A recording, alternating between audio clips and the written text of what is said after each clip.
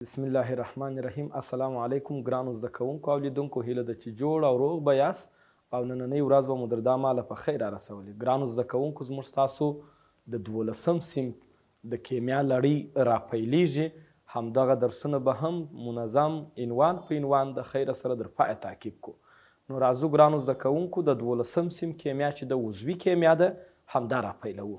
نو په لومړي درس کې به موږ تاسو د عضوي کیمیا پر تعریف، د عضوي موادو تاریخچه او د عضوي او غیر عضوي موادو ترمنځ کوم فرقونه شتون لري په دې اړه باندې بحث وکړو. نو راځو موږ سره درس تعقیب کړئ. ګرانو زده کوونکو، که ستاسو یاد وي، موږ تاسو تیر صنفونه لکه اووم صنف، اتم صنف، نهم صنف، لسم، 11م صنفونو درسونه پای ته ورسول او اوس مو 12م صنف راپیل کړئ. ګرانو زده کوونکو او لیدونکو، ستاسو یاد دي چې موږ یو اووم صنف، اتم، لسم او 11م صنف کیمیاوي لږ ارتباط سره لري چې په مجموع کې هغوی ته د غیر عضوي کیمیا لفظ کاریږي. په هغوی کې بیا مختلفې برقي کیمیا، محلولي کیمیا، تحلیلي کیمیاوي شتون لري. او د 12م صنف او نهم صنف دغه دوې کیمیاوي بیا ډېر ارتباط لري. تاسو به ډېر مسایل په 12م صنف کې د نهم صنف ته ورته وي. بعضې وخت به دا فکر کوئ تاسو چې وایي د نهم صنف کیمیا شروع ده، خو دلته یو څه وضاحت باندې یو څه موضوعات اوږده سوي دي. نو راځو عضوي کیمیا یا ګرانو زده کوونکو دې ته ارګانیک کیمستري وایي. همدا کیمیا چې ده د ارګانیک کیمستري په نوم هم یادیږي ګرانو زده کوونکو. او بله کیمیا د کاربون کیمیا هم دې ته وایي. د کاربون کیمیا، دا د کاربون د کیمیا په کلمه بیا ولې دې ته زیات استعمالیږي. ګرانو زده کوونکو، د دغه ځای څخه تاسو نقل وکئ چې په عضوي کیمیا کې هیڅ داسې یو مرکب شتون نه لري چې هغه کاربون ونه لري.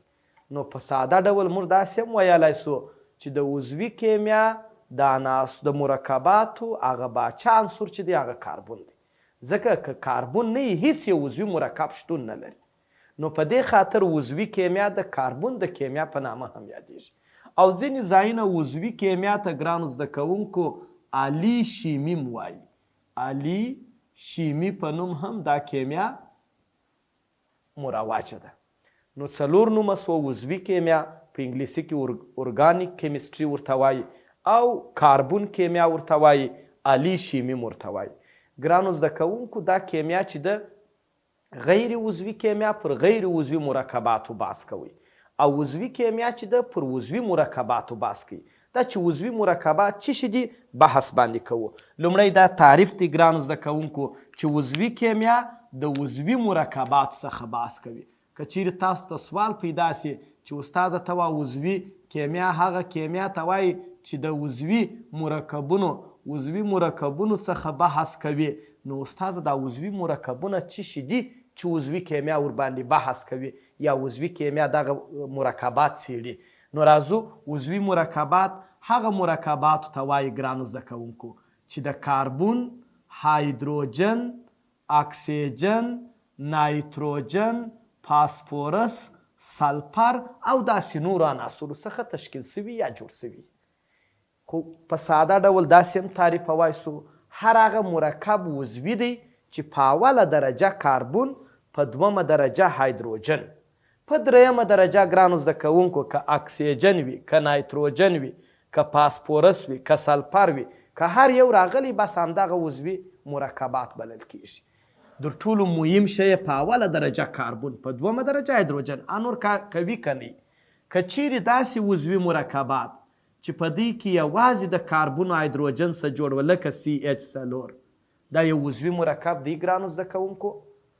مرکب خو دی ځکه د مختلفو عناصرو څخه جوړ دی. عضوي دی که یا؟ ستاسو ځواب به دا چې و استاده دا عضوي دی ځکه په اوله درجه کاربون لري، په دومه درجه هایدروجن لري.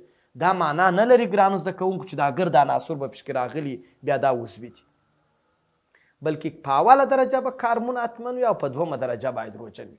همدا شرط به موجود وي. نو دا یو عضوي مرکب دی ګرانو زده کوونکو. یا زه لیکم C2H4، دا یو عضوي مرکب دی، یوازې د کاربون او هایدروجن څخه جوړ دی. همداسې ګرانو زده کوونکو موږ لیکو C3H4، دا هم یو عضوي مرکب دی. خو ګرانو زده کوونکو، هر هغه عضوي مرکبات چې هغه یوازې د کاربن هایدروجن څخه جوړ وي هغوی ته یو بل لفظ هم کاروي د هایدروکاربنو په نام. یعنې که څوک تا ته وایي عضوي مرکبات پېژنې ته ورته هغه مرکبات چې په اوله درجه کاربن، په دومه درجه هایدروجن، په دریمه درجه یا اکسیجن یا نایتروجن یا سلفر یا فاسفورس راغلی. که درته وایي چې هایدروکاربنونه پېژنې، ګرانو زده کوونکو هایدروکاربنونه هم د عضوي مرکباتو یو برخه سوه چې په عضوي مرکباتو کې هغه مرکبات چې یوازې د کاربن هایدروجن څخه جوړ، ځکه د دا نامه څه معلومیږي هایدروکاربنونه چې یوازې د کاربن هایدروجن څخه جوړ. همداسې یو بیا د هایدروکاربنونو مشتقات دي. موږ مخکې ویل چې په اوله درجه کاربن، په دوهمه درجه ګرانو زده کوونکو هایدروجن، او که په دریمه درجه یا اکسیجن یا سلفر یا نایتروجن راغلی وي دا عضوي دي. خو دې ته بیا په عضوي مرکباتو کې د هایدروکاربنونو مشتقات وایي. یعنی څه معنا؟ د کاربن او هایدروجن ترڅنګ په دوی کې اکسیجن راغلی، دا هم یو عضوي مرکب دی، البته په دریمه درجه راغلی. یا زه لیکم ګرانو زده کوونکو CH3 رابطه SH، دا هم یو عضوي مرکب دی، خو دې ته هایدروکاربن نسو ویلی ځکه دا یوازې د کاربن او هایدروجن څخه نه دی جوړ، بلکې دې ته د هایدروکاربنونو مشتقات وایي. کوم مشتقات؟ دا یې سلفر لرونکي مشتقات سوه، یعنی د کاربن او هایدروجن ترڅنګ سلفر لري. دا یې ګرانو زده کوونکو اکسیجني مشتقات سوه، یعنی د کاربن او هایدروجن ترڅنګ اکسیجن لري. که زه یو بل مرکب ولیکم CH3 رابطه NH2، دا بیا د کاربن او هایدروجن ترڅنګ نایتروجن لري، دا بیا نایتروجني مشتقات سوه. بیرته راځم ګرانو زده کوونکو د عضوي کیمیا تعریف ته. موږ مخکې ویله چې عضوي کیمیا هغه کیمیا ته وایي چې د عضوي مرکبونو څخه بحث کوي.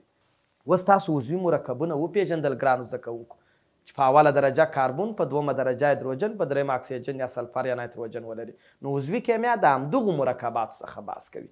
یا یو بل تعریف هم لیکم ګرانو زده کوونکو، داسې هم ویلی سم چې د هایدروکاربنونو او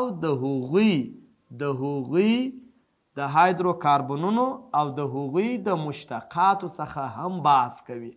مشتقاتو څخه هم بحث کوي ګرانو زده کوونکو.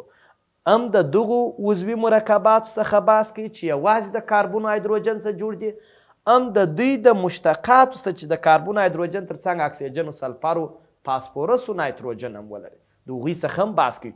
یو بل تعریف هم لیکم ګرانو زده کوونکو چې عضوي کیمیا هغه کیمیا ده چې د کاربن او د کاربن د مشتقاتو څخه بحث کوي.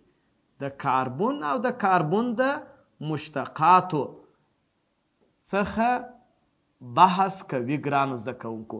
د کاربن مشتقات دا معنا چې هر هغه مرکب چې په هغه کې کاربن وجود ولري ګرانو زده کوونکو، خو بغیر له یو څو دانو ماسې وه، لکه په هغه کاربن ډای اکساید. یو څوک تا ته وایي چې دا خو هم د کاربن مشتق دی. آیا عضوي کیمیا پر دا مرکب هم بحث کوي؟ موږ څه وایي چې په اوله درجه خو کاربن لري ګرانو زده کوونکو، خو په دومه درجه هایدروجن نه لري، نو دا د کاربن مشتق دی خو عضوي نه دی. عضوي کیمیا د کاربن پر عضوي مشتقاتو بحث کوي، پر دې بحث نه کوي ګرانو زده کوونکو. کاربن مونو اکساید باندې بحث نه کوي. کاربن یا کلسیم کاربونیت دا هم د کاربن مشتق دی، پر دغو باندې بحث نه کوي. یوازې د کاربن پر هغه مشتقاتو بحث کوي چې هغه عضوي دي. او د عضوي شرط مې مخکې درته وویل چې په اوله درجه کاربن، هایدروجن، نایتروجن، سلفر او فاسفورس ولري ګرانو زده کوونکو. را به سو دا به وپېژنو چې ولې دې ته عضوي مواد وایي، یا عضوي مواد او غیر عضوي مواد چې موږ پخوا په اووم سیم، 8م سیم، 10م، 11م کې ویل، دوی د هغوی سره څه فرق لري، یا د عضوي کیمیا یا د عضوي مواد په څه شان سره پیدا سوله. لنډې تاریخچې ته راځو، کتنه کوو. ګرانو زده کوونکو او لیدونکو، د عضوي مرکب د عضوي کیمیا تاریخچه لومړنی عالم راولاړ سو لیمیري ټول کیمیاوي مرکبات، یعنی په نام مرکب که عضوي که غیر عضوي ټول یې پر دوو برخو وویشل. یوه ته یې ویل چې موږ او تاسو دوه ډوله مرکبات لرو چې یو عضوي دي، یعنی مرکبات یې ټول کیمیاوي پر دوو برخو وویشل، یو عضوي ګرانو زده کوونکو او بل هم غیر عضوي. د یوه خبره وکړله ول دا عضوي مرکبات چې دي ګرانو زده کوونکو دا د دوو لارو لاسته راځي، یعنی دوې منابع لري یا دوې سرچینې لري چې یو حیوانات دي، حیوانات، او بل هم ګرانو زده کوونکو نباتات.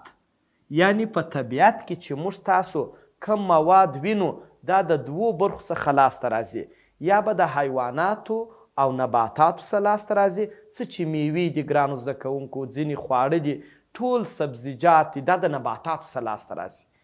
یا که د حیواناتو څخه لاسته راځي، د هغوی شیدې دي و نور غوړي دي و دا شیان چې دي د حیواناتو څخه لاسته راځي.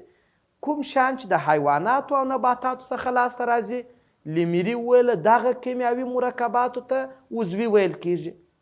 او پاته چې سوله په طبیعت کې هغه که ګرانو زده کوونکو معدني مرتوی چې د معدنو څخه لاسته راوړي، یا کم طبیعي شیان چې دي، طبیعي یا معدني شیان چې دي هغوی ته یې غیر عضوي ویل.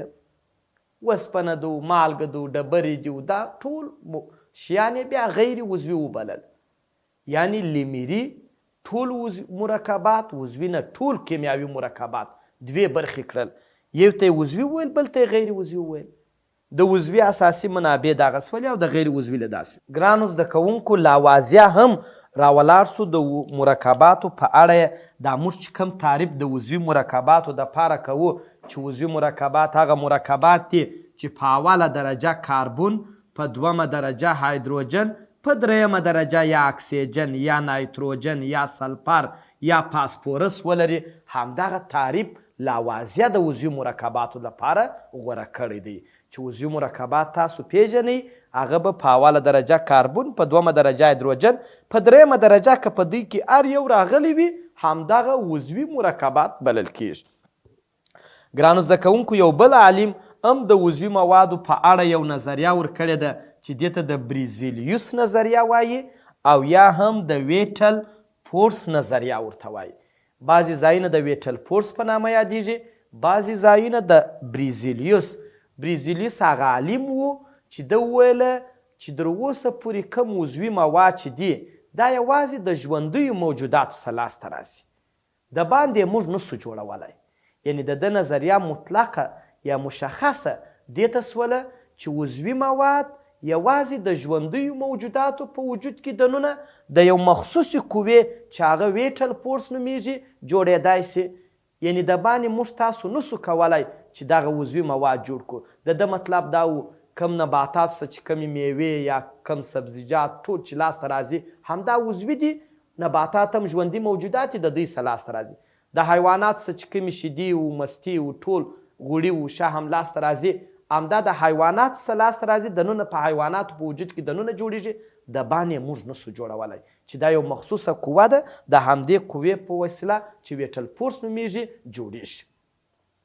همدا د ده نظر و ګرانو زده کوونکو، ځکه همداسې د ده څخه وروسته یو عالم د واهلر په نامه، دغه عالم د بریزیلیوس نظر ور رد کوي.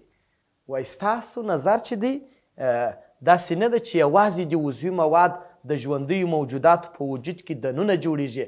نو واهلر ګرانو زده کوونکو، فریدریک واهلر جرمنی عالم و، د لومړي ځل لپاره د ژوندیو موجوداتو د وجود څخه بهر د یو غیر عضوي مادې څخه ګرانو زده کوونکو، د غیر عضوي مادې څخه ګرانو زده کوونکو یو عضوي ماده لاسته راوړه. تاسو دا فکر ونه کوئ چې ښه نو مخکې عضوي ماده نه وه چې د لاسته راوړله؟ یا ګرانو زده کوونکو مخکې عضوي مواد و، ټول د ژوندیو موجوداتو د وجود څخه دننه لاسته راتلله، د باندې چا نسوه جوړولی. د یوازنی عالم و چې د ژوندیو موجوداتو د وجود څخه بهر د یو غیر عضوي مادې څخه یو عضوي ماده لاسته راوړه. ځکه جالبوالی دلته موجود دی. نو په دغه سره یې ده ته د نوبل جایزه هم ورکړله. لومړنی عالم و چې د غیر عضوي مادې څخه یې عضوي ماده لاسته راوړه. که ستاسو څوک پوښتنه وکړي چې غیر عضوي ماده څه نومېده چې د لاسته یې راوړه؟ امونیم سیانیټ نومېده. هغه غیر عضوي ماده چې د عضوي ماده ځینې لاسته راوړه د چی په نامه یادېده؟ امونیم سیانیټ. ګرانو زده کوونکو کومه عضوي ماده یې ځینې لاسته راوړله؟ امونیم ایزو سیانیټ یې لاسته راوړله چې د ده بل نوم دی یوریا سره، چې موږ تاسو د سپین کوټ په نامه هم یادوو. لومړنۍ د یو غیر عضوي مادې څخه یې ګرانو زده کوونکو عضوي ماده لاسته راوړه. هغه غیر عضوي ماده څه نومېدله؟ امونیم سیانیټ. کومه عضوي ماده یې ځینې لاسته راوړه؟ امونیم ایزو سیانیټ یا د یوریا سره. د امونیم سیانیټ فورمول څه شی و چې د یوریا سره ځینې لاسته راوړه؟ NH4OCN. دغه امونیم سیانیټ دی ګرانو زده کوونکو او لیدونکو. دغه مادې ته حرارت ورکوي، د همدغې مادې څخه یې یو عضوي ماده لاسته راوړله چې هغه څه نومیږي؟ یوریا، چې فورمول یې CONH2 ګرانو زده کوونکو او 2. چې دا داسې هم لیکل کیږي، په بعضې ځایو کې داسې لیکل سوی چې بیا تاسو وارخطا نسئ. همداسې کاربون دوې رابطې د اکسیجن سره، یوه رابطه د NH2 سره او بله رابطه هم د NH2 سره. همدغه د یوریا سره لاسته راوړه. او که ډېر ترکیبي فورمول لیکئ، کاربون 1 4 هایدروجنه ګرانو زده کوونکو، 2 نایتروجنه، موږ تاسو وایو چې 2 نایتروجنه او 1 اکسیجن. همداسې ډېرې لنډ هم لیکای سي، خو ډېر وخت لیکل سوی دغه رقم یا دا لوړ رقم وي. تاسو دونه ماسې په یاد کړئ لومړنی عالم څوک و چې د ژوندیو موجوداتو د وجود څخه بهر د یو غیر عضوي مادې څخه عضوي ماده لاسته راوړه؟ ستاسو ځواب به څوک وي؟ واهلر. کومه غیر عضوي ماده و؟ امونیم سیانیټ. کومه ماده یې لاسته؟ امونیم ایزو سیانیټ یا یوریا. فورمولونه یې تاسو در سره زده کړئ. وروسته نو بیا عالمان راولاړ سو، چا یو شی چا بل شی، حتی وار په وار د عضوي موادو شمیر تر غیر عضوي موادو زیات سو.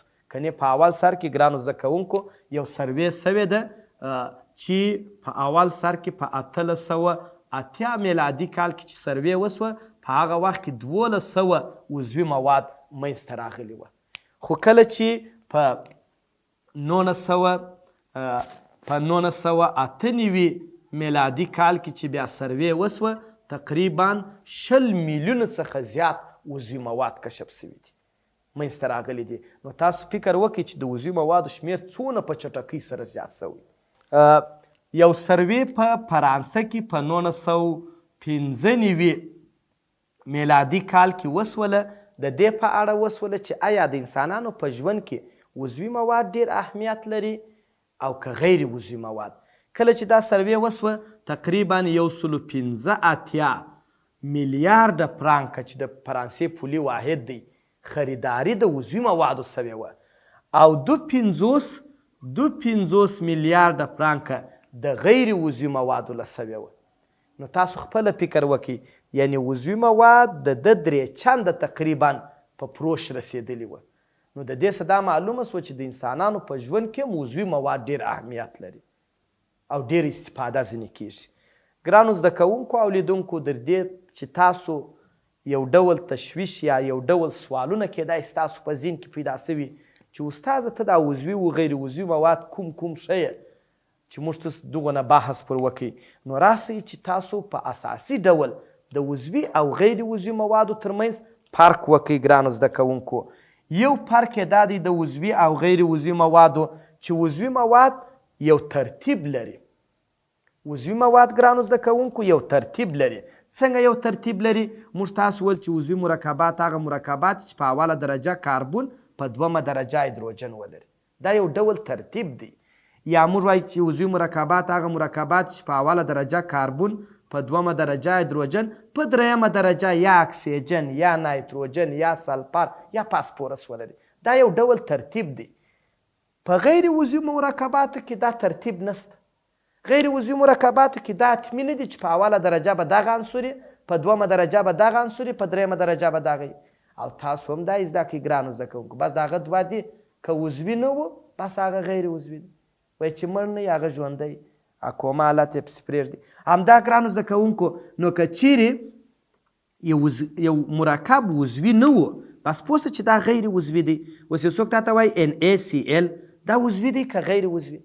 که چې په اوله درجه کاربن نه لري عضوي نه دی چې عضوي نه سو بس څوک دی بل څوک ستا نه بس غیر عضوي دی همداسې زه لیکم کلسیم کاربونیټ که څوک تا ته وایي دا عضوي دی که یا که ته په اوله درجه خو کاربن نه لري په دومه یې لري هایدروجن ستا لا نه نو دا عضوي نه دی نو چې عضوي نه سو څوک سو غیر عضوي یعنی غیر عضوي کم ترتیب نه لري چې خامخا به اول دی دوم به دی دریم به دی دا یو فرق سو کیدای شي تاسو اوس پیژندلی دوم فرق یې دا دی ګرانو زده کوونکو د عضوي مرکباتو شمیر زیات دی تقریبا ما مخکې درته ویله چې تقریبا په 1998 میلادي کال کې چې یو سروې وسوله تر 20 میلیونو زیات اټکل سوی دی در 20 میلیونه زیات اټکل سوی د عضوي موادو شمیر حال دا چې د غیر عضوي موادو شمیر 8 لکه په شاوخوا کې دی 8 لکه په شاوخوا کې دی یعنی ګرانو زده کوونکو تاسو بیا ونه وایئ چې دا پر ډیر دی هغه 20 میلیونه دی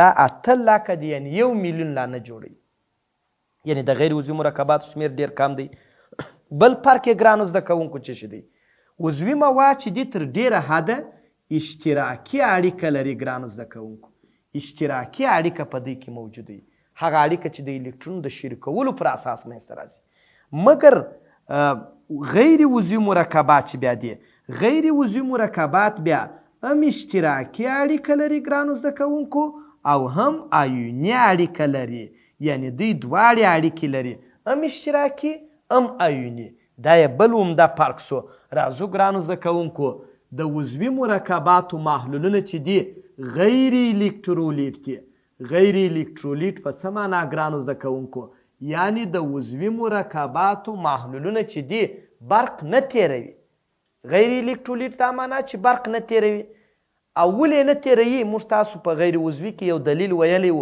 ځکه چې مرکبات په آیونونو نه بلکې په مالیکولو ټوټه کیږي او د غیر عضوي مرکباتو محلولونه چې دي ګرانو زده کوونکو هغه الکترولیت دي الکترولیت دا معنا چې د دوی محلولونه بیا برق تیروي که څوک وایي ولې تیروي ځکه غیر عضوي مرکبات په آیونونو ټوټه کیږي چې په آیونونو ټوټه سوه محلول یې برق تیروي همداسې ګرانو زده کوونکو د عضوي مرکباتو کتلې نسبتا غیر عضوي ته تر ډیره حده لوی دي یا زیاتې دي کتلې دغو نه تاسو 11 سیم کې زده کړي دي دا غټ ام که مالیکولي کتلې ته وام د عضوي مرکباتو څخه یو مرکب انتخابوم لکه ګلوکوز په اوله درجه کاربن په دوم هایدروجن په دریم اکسیجن هر څوک چې لري زه غواړم د دې کتله پیدا کړم ګرانو زده کوونکو تاسو باید وروسته بیا موږ په ځینې عضوي مرکباتو جوړونکي عناصرو بحث کوو یو څو وزنونه زه درته لیکم دا باید په عضوي کیمیا کې په یاد کړئ ځکه کانکور کې ډیر سوالونه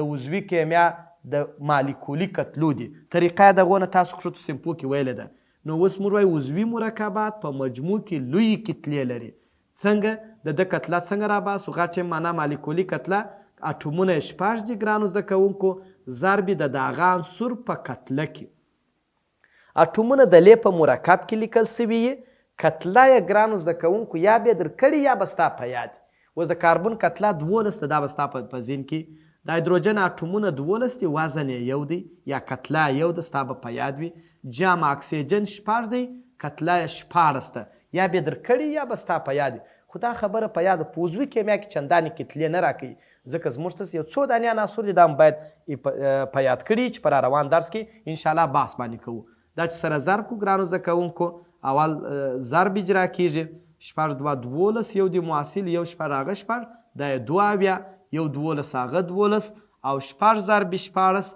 دا 9 کیږي کله چې دا ټوله سره جمع کو ګرانو زده کوونکو 180 کیږي یعنی د مالیکولي کتله یا دې ته AMU وایي اټومیک ماس یونیټ بعضې وخت نه وایي چې مالیکولي کتله پیدا کوي بعضې وخت وایي AMU یې پیدا کوي هم یې هدف همدغه کتله ده چې تاسو اوس ولیدل چې څنګه راوتله زموږ هدف دلته دا نه دی چې کتله څنګه راوځي زموږ هدف دا دی چې د عضوي مرکباتو کتلې لوی دي یو دانه غیر عضوي مرکب انتخابوم د غیر عضوي مرکباتو کتلې لکه کاربن دای اکساید دا یو غیر عضوي مرکب دی که څه په اوله درجه کاربن لري خو په دومه درجه هایدروجن نسته ګرانو زده کوونکو غیر عضوي مرکباتو کتلې بیا کوچني اوس کاربن یو اټوم دی کتله بیا یا ستا په یاد یا بیا درکړي 12 ته اکسیجن 2 اټومه دی کتله بیا ستا په یاد چې 14 ته اوس اول ضرب یو 12 هغه 12 2 14 2 دیش کېږي دا چې سره جمع کړو د ده کتله ګرانو زده کوونکو څو شوله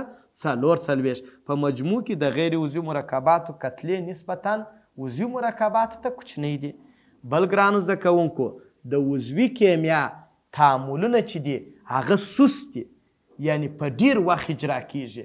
نو چې په ډیر وخت اجرا کیږي دوی کتالیست ته ضرورت لري. ګرانو زده کوونکو 11 سیم کې تاسو کتالیست پیژندلی چې هغه مواد چې یو تعامل چټکوي. نو د عضوي کیمیا تعاملات کتالیست فشار تودوخې ته ضرورت لري تر څو هغه تعامل چټک سي. د غیر عضوي مرکبات چې دي تر ډیره حده تعاملات نسبتاً دوی ته چټک دي. اول خو ضرورت نه لري، که بیا هم کتالیست و فشار و تودوخې ته کم ضرورت لري هغه ډیر ضرورت ورته لري.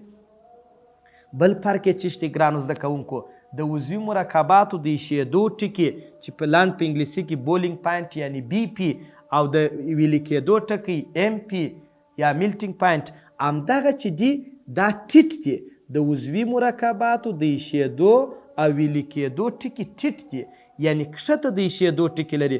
زه یو مرکب انتخابوم لکه مثال بولینګ پاینټ د فارمیک اسید.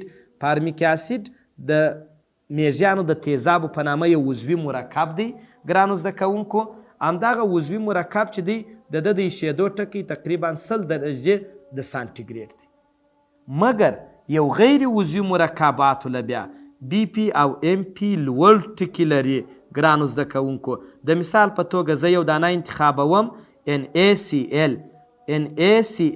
که چیرې تاسو بی پی یعنی د بی پی د ایشېدو ټکی د NaCl دا چې یو غیر عضوي مرکب دی تقریبا 1414 درجې د سانتیګریډ. څونه لوړ د ایشېدو ټکی دی.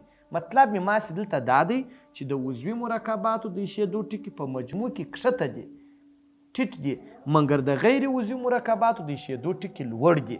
همداسې ګرانو زده کوونکو عضوي مرکبات ایزومیرونه لري، پولومیرونه لري. دا چې ایزومیر څه شي، پولومیر څه شي، په راروانو درسو کې ور باندې بحث کوو چې د عضوي مرکباتو د ډیرېدو علت هم یو ایزومیر دی. ایزومیر بیا هلته بحث کوو. او غیر عضوي مرکبات چې بیا دي هغه دا نه لري، نه ایزومیري خاصیت لري نه پولومیري خاصیت لري. او ګرانو زده کوونکو یو بله خبره، عضوي مرکبات چې دي تر ډیره حده خپله د دې باعث ګرځي چې ژر وسوځل سي، او که بیا هم کمه تودوخه غواړي یعنی ډیر ژر د سوځېدو قابلیت لري. غیر عضوي مرکبات تر ډیره حده ژر نه سوځي، نو زیاته تودوخه اخلي چې تر څو دوی وسوځل سي. ګرانو زده کوونکو او لیدونکو دا اوس موږ ستاسو د 12 ټولګي لومړی درس چې ډیره لنډه خلاصه یې درته وایم. عضوي کیمیا مو وپېژندل چې د عضوي مرکباتو څخه بحث کوي یا د عضوي د هایدروکاربنونو یا د هغوی د مشتقاتو څخه بحث کوي. که څوک تاته وایي عضوي مرکبات چې شته هغه مرکبات چې په اوله درجه کاربن، په دومه درجه هایدروجن، په دریمه که اکسیجن که نایتروجن وي، هر څوک وي چې یوازې د کاربن هایدروجن څخه جوړي هایدروکاربنونه دي. که د کاربن هایدروجن تر څنګ اکسیجن، نایتروجن یا نورو سره راغلي د هغوی مشتقات نومیږي. همداسې تاریخچه مو لنډه وویله ګرانو زده کوونکو. لومړنی لیمیري وو، مواد عضوي و غیر عضوي وویشل. لاوازیا و چې ول عضوي مواد هغه دي چې په اوله درجه کاربن، هایدروجن، اکسیجن، نایتروجن ولري. همداسې بریزیلیوس و چې عضوي مواد یوازې د ژوندیو موجوداتو څخه لاسته راځي. واهلر لومړنی عالم و ګرانو زده کوونکو چې د ژوندیو موجوداتو څخه بهر د یو غیر عضوي مادې څخه عضوي ماده لاسته راوړه. او د دوی فرقونه مو ویله چې عضوي مواد یو ترتیب لري، غیر عضوي مواد نه لري. عضوي مواد برق نه تیروي، غیر عضوي مواد یې تیروي. عضوي مواد ټیټ د ایشېدو ویلي کېدو ټکي لري، غیر عضوي مواد لوړ د ایشېدو ویلي کېدو ټکي لري. همداسې عمده فرقونو باندې مو بحث وکړي. تر بیا چې حاضریږو ګرانو زده کوونکو ښه وخت ولرئ.